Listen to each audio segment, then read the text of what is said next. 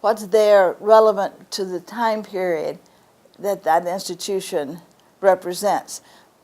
You're lucky if you have a time period that's set so there's a beginning and end. If not, you probably the collection may contain just odds and ends from lots of different time periods. One of the things I encourage people when I go to visit is that they shouldn't be what I call a vacuum cleaner collection. People will clean out their closets, get a tax deduction, and just bring everything. And so you have to be really hard-nosed and say, oh, this is lovely, but we already have one.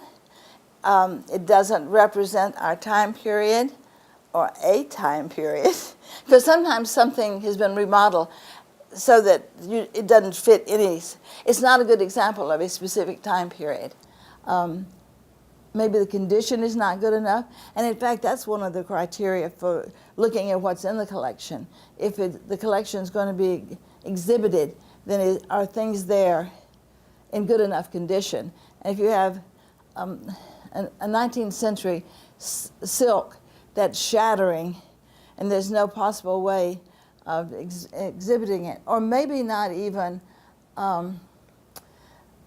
using it for a study piece, then think about deaccessioning. Then you have to consider, are you a city or a state institution, and can you deaccession? I was always very concerned about deaccessioning until I found out the library does it all the time. So that's a clue. If the library gets by with deaccessioning, and then clothing collections should be too. And you could always deaccession to another institution.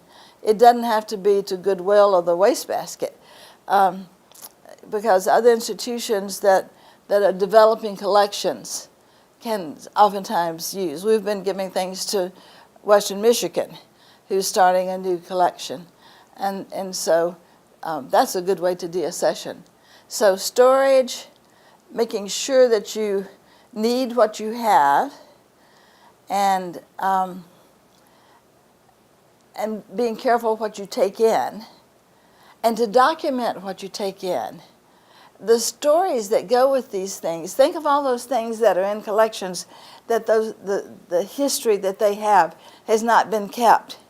And so documentation is so important as you take things in. And that's another reason for deaccessioning. If something doesn't really fit and you have no history with it, if it's not a good study piece, then maybe deaccessioning is a good solution for it.